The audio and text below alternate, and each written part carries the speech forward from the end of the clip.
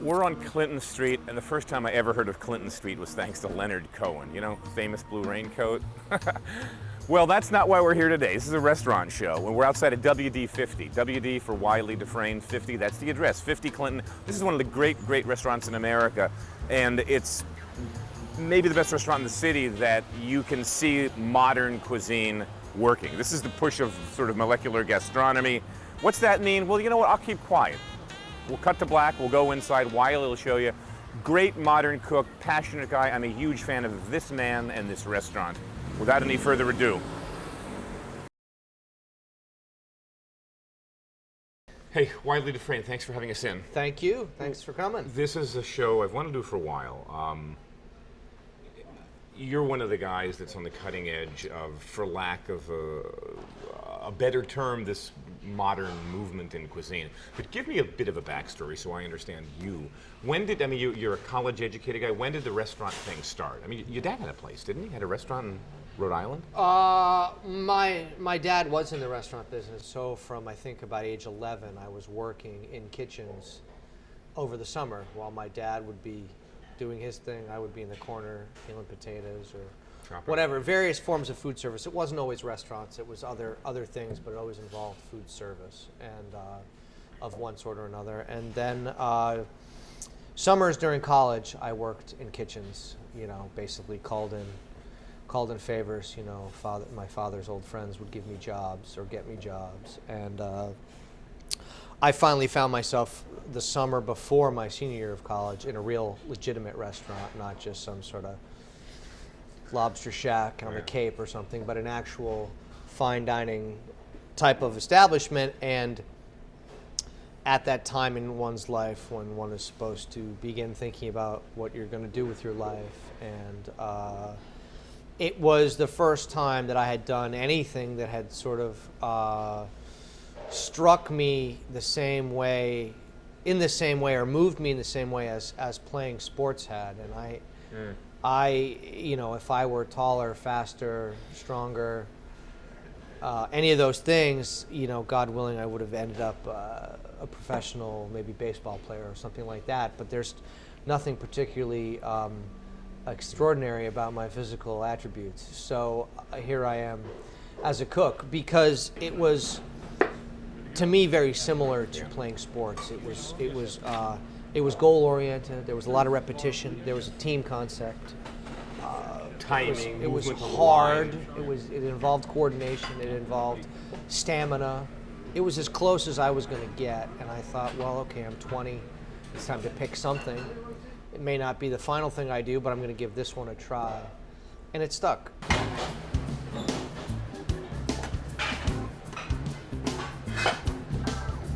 Again, it's all about textures and layers and complementing flavors and, you know, crunch, ooze, richness. Come on, Sean. I don't want to go to the prom without you, buddy. What are these little guys going to be? Those are grilled corn pebbles. It's we used to have a pizza pebble with pepperoni emulsion. Yeah. This is freeze-dried corn, smoked garlic, oil, and buttermilk powder. Chef, what have we? Beef tendon, barbecue sauce. Not like you've had in Chinatown. Hold it up to the light. I love beef tendon. The throwaway part of the animal that's so delicious. I have no idea how we got it to this consistency, and that's barbecue sauce on the top. This is not Chinatown. Close, but no banana.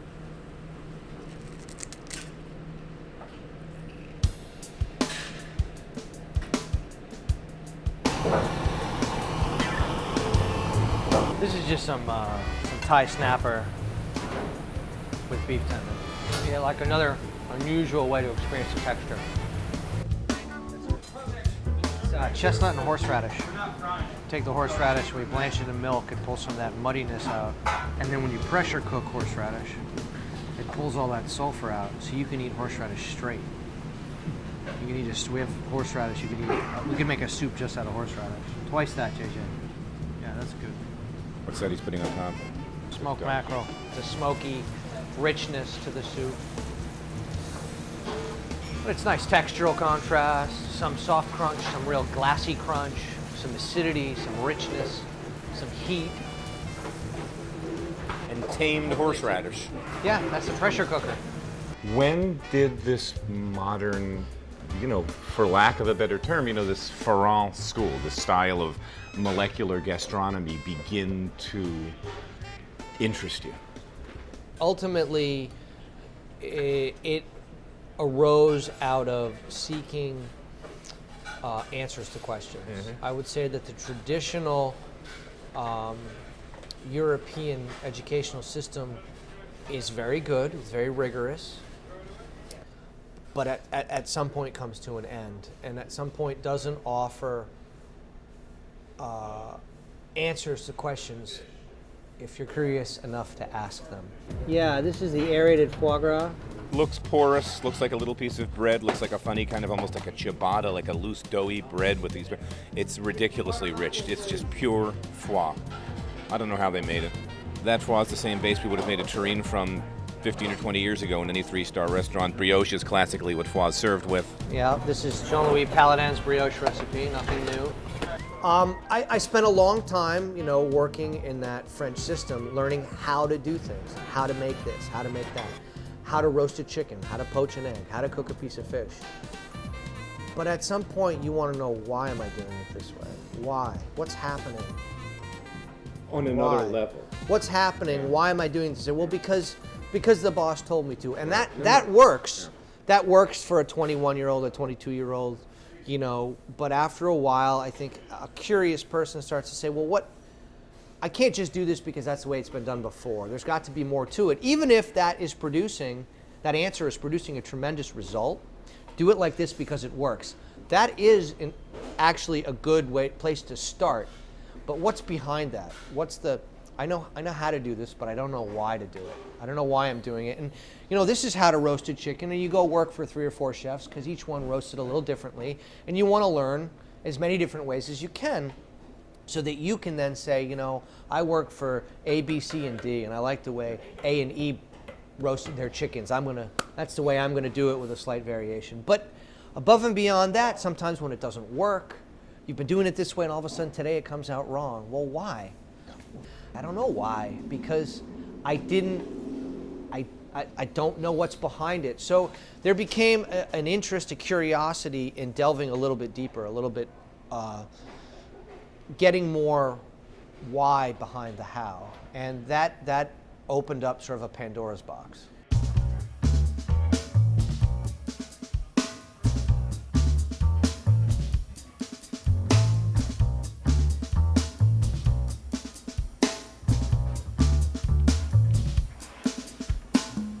Eggs Benedict, so it's this very slow cooked yolk, deep fried hollandaise, Canadian bacon, taken apart and put back together again. Flavors are just spot on amazing. So hopefully, when you drink it, you will think of peanut butter and jelly.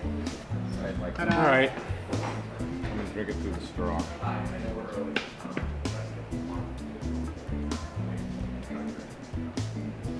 It's not just peanut butter and jelly, it's peanut butter and Welch's grape jelly. The classic on Pepperidge Farm white bread, triple decker, glass of milk. But Milk we don't have. Taste the bread? Pepperidge Farm white, crust on or off is optional. What is this ultimately going to wind up as? I don't know. For a new dessert I haven't made yet. Gotcha. At the end of the day, I'm trying to make a dessert that very much has a stovetop stuffing flavor profile. Okay. All right. So I come back here, and I have a little bit of an idea what this is, but I don't want to blow it because I've been guessing wrong all day. What do I have here, Chef? It's one of our Mignardises. It's a crunchy cocoa packet. It's a cocoa leather encasing a crispy chocolate mixture. All right, cocoa leather. Just explain a little bit without getting too, I need the recipe, but how do you make cocoa leather? Well, essentially the idea was we wanted to create a fruit roll-up type texture without the fruit. So essentially it's a mixture of cocoa powder, water, and pectin. And then sealed with a heat gun to form a little tiny envelope. You seal it on 2 of the 3 sides and then fill it with, what's going in the middle? It's just a mixture of fouilletine, which is a crushed wafer, and some bittersweet chocolate. And then it's eaten in one bite.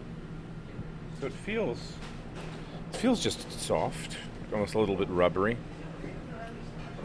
Not much of a smell.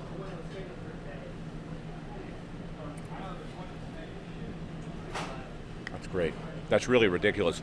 Wonderful long chocolate flavor, as opposed to a truffle, as opposed to a bonbon, as opposed to a chocolate. But I'll tell you, I'd hold the flavor up any day. Great, great flavor. Thank you. Like anything else, the experience for us has to be complete. Ultimately, like any other cuisine, our goal is to give pleasure with every bite. It's just we have to do it in a different way and create our own path. Cooking had been going on for forever at a certain level, and then you had these little moves of the ball forward with Carême, and then Escoffier, and then Ferdinand Point, and then Point begets Nouvelle Cuisine, and you had 9 or 10 of the best chefs in France who were doing Nouvelle Cuisine who'd worked for Point, who again pushed things a different way. I mean, but then it was in a stasis for a while. You know, the Nouvelle Cuisine was the 60s into the 70s, and then it sort of sat. And then I think what you're doing, and I think, you know, to pick a point in time in a person, what Ferrand started in maybe 87, 88, was this idea of this deconstruction and putting it back together again, of asking lots of questions and getting at answers from a different angle.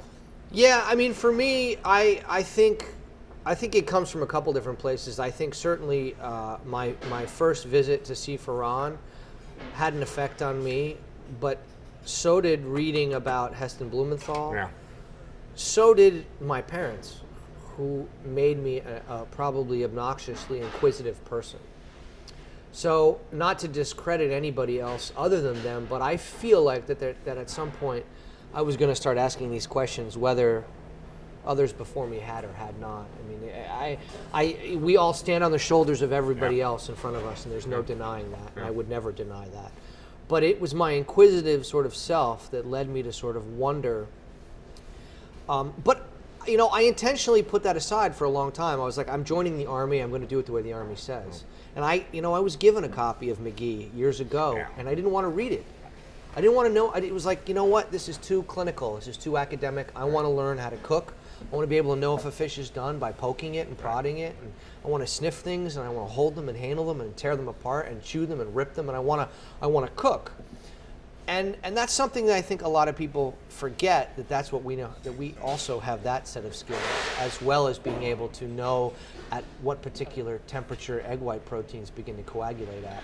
Because it's the combining of the two that yields a much more interesting result than just sort of the scientific approach or just the sort of raw, culinary approach. Right. On one hand, you've got a bistro that's cooking the same way it did 150 years ago. On the other hand, you have food that's self-indulgent for the sake of being experimental. But the bistro chef could learn just as much from McGee as I could, because he or she still wants to make a beautiful roast chicken with bright green haricot vert and a properly emulsified béarnaise sauce and crispy French fries.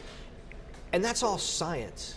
And the McGee you're talking about, for those of you that are watching, don't know Harold McGee, the on Food and Cooking, or whatever the name of the book is. I see it in your kitchen. I've got it in New York and in my other house, because it's remarkable how Harold came at this. Yeah, I mean, Study.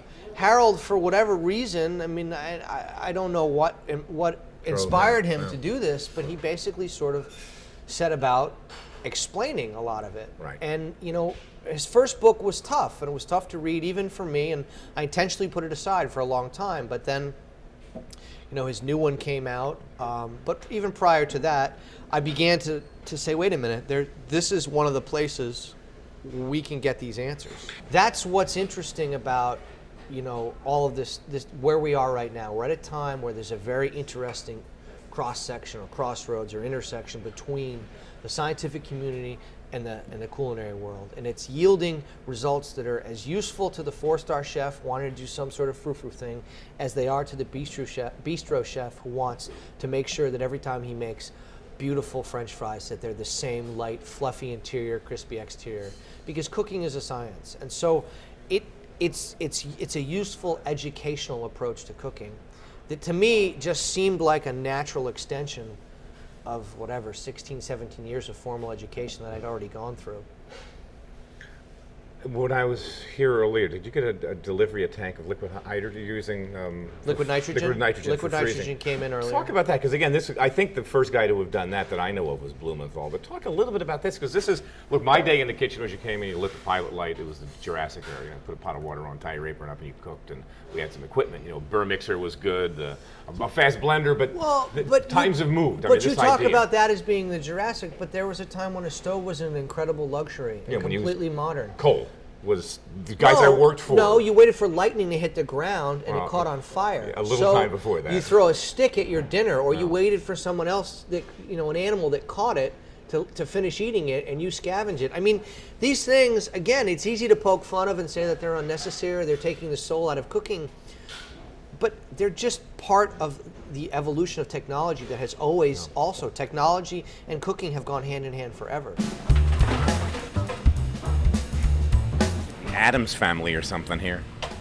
Freezing food was significant. Huge. And, this is just freezing food better, more effectively, more efficiently. Higher, even lower temperatures. So certain things that wouldn't freeze before, like, sugars, oils, alcohols, can now be frozen. And so that opens up just more options, more opportunities. We have a pre-dessert where we take honey and we drizzle honey into liquid nitrogen and scoop it out, and it looks like frozen honey. It looks like maple syrup on snow, or sugar work. It looks like Right, the when old you pulled sugar thread, spun sugar. But it's honey and it's frozen. Now you have to put it in your mouth almost immediately because it's so sweet. It's an invert sugar. It'll slack out right away. But for that split second, you're chewing honey. Honey becomes chewable. That's interesting. Okay, it's sizzling away in there. It's freezing up like. Foie gras. We take foie gras, which is basically like the texture of butter. We freeze blocks of terrine of foie, and then it gets so hard it's brittle. So then we just tap it and we smash it, and then we scatter it on the plate. And when it defrosts, it comes back to the texture of foie gras at room temperature, which is very much like soft butter. But you have these very sharp, clean, jagged corners, and when you go to touch it, it's soft, and you think to yourself, now, how could they do that? How can you shape something how can it have that laser point? How does it look like gravel, like crushed stone? But yet when I touch it, it just melts away. Talk about the process with you and your crew, when you come up with new menus, how you tweak it, how it works, collaborations, where the ideas come from. The ideas, it's a team effort. It's a team sport, as I like to say. I always go back to that. Now, it is my job as the conductor or the bus driver or whatever kitschy term you want to use to keep things moving.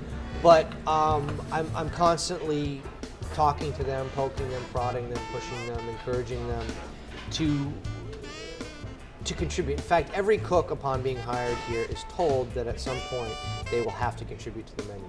It's not a kitchen where you can simply come in, do your mise en place, and go home. There's more to it. You will be required at some point to put your fingerprints stamp on the menu, and I think that's a good thing. I mean that in a positive way. It's not meant to be torturous. It's not meant to be arduous. Now, it is very hard for some people, very uncomfortable for some people, and others take to it a little bit more effectively, but it's nice that we've created, I think, an environment where people feel free to express their ideas. Again, I think in a different time, in a different place, it would be unusual for the chef to seek the opinion of the people around him or her to direct the menu. But this is a different time, and I think that you're not going to find any sort of creative culinary endeavor being completely done by one person. It's someone that's able to surround themselves with a good team, set up a system, a formula, an approach that allows ideas to come in from other disciplines, other angles, other people. And so I try to encourage the staff to help. And there are countless dishes on the menu that are that start with ideas from the cooks, and I help turn it into a WD-50. Well, the menu I know varies. Just says probably lamb, licorice, tomato tots, celery, and apples. Yeah, So it's very undersells Yeah, it's very. Leaves it wide open for interpretation. Uh-huh. So lamb, licorice. I was really curious about those green tomato tots. Yeah. Can you just walk me through how you made those? I mean, I saw them earlier. We had green tomatoes that were whole, cut. Were you Processed, yeah. Then we add RM and RM? Hold on. meat transcontaminates the meat glue. Meat glue. Thank you. Thank you. Come on, man. The meat I'm glue- a ketchup and mustard guy. We add the meat glue and then we add gelatin, and it forms a bond. So then we put them in a PVC piping with lined in acetate. Pack them in there, and then the meat glue sets up with the gelatin and forms a bond. Pull them out, and we have a log of them. Cut them into the size we want. Then we 3-step bread them with flour, egg wash, and potato flakes. And then Okay. then we fry them. So green tomatoes that have been turned into tater tots. Okay. So they'll have a little bit of an acid bite to them, kind of a surprising. Yeah, and they'll have like the texture kind of tomato of potato tots. This is a lamb loin that's boneless. Butter in the pan, little Thyme, garlic. thyme, garlic, and you're just kind of doing the Yeah, old just basting it. basting it brown butter. So we got our apples that have just been macerated with their own juice, hence the little of that skin colors coming into them. And this is just celery. With a little chartreuse. And then that's the jus. And the jus, I mean, this is stupid of me to ask, but lamb bones that had been roasted and Yeah, cooked lamb. down, as in Yeah, okay. this is really, old straight up jus. old school jus. We had a little xanthan dars. You know, bullseye, medium rare, rare. What have we here now? This is the raisin emulsion.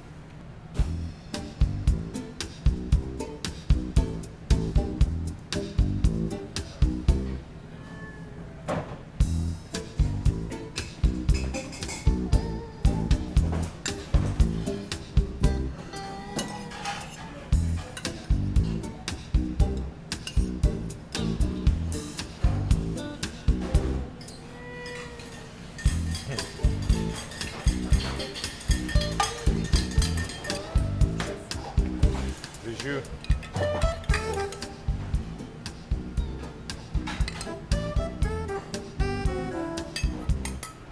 This is anise hyssop, the flowers and the leaves.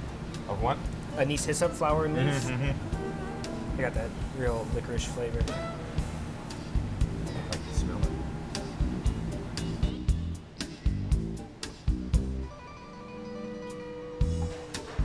Mind reader. What we do. Yeah, the lamb's beautiful. So again, this is the end, and you can see how it's just this bullseye, medium rare, rare. This, I'm really curious. May I? Otherwise, I'm afraid I'm going to smash it. That's funny. It's nicely cooked. It's Yeah, look at that. Just it's well cooked end to end. You know what I mean? a complete bullseye. There's no gray. Right. None of that know, exterior you'd see from the old. Drying. Yeah. You know, denaturing of the protein, which makes it dry. But I mean, there is some caramelization there, so you get those nice, you know, sugars, proteins that give it a sweetness, and those you know, Maillard reaction flavors. But then you get, you know, sweet, Yeah, this. sour, bitter, salty, umami, and then, you know, the taste. It's like a fried green tomato 2.0. It's a little bit of fun. Yeah, and it cleans almost like a little bit of a palate cleanser with this. It has that acidity, a little juice running out of it. I think it's a nice dish, and it's again, it's emblematic of the process here at the restaurant, which is important. Thanks, man. Yeah, of course.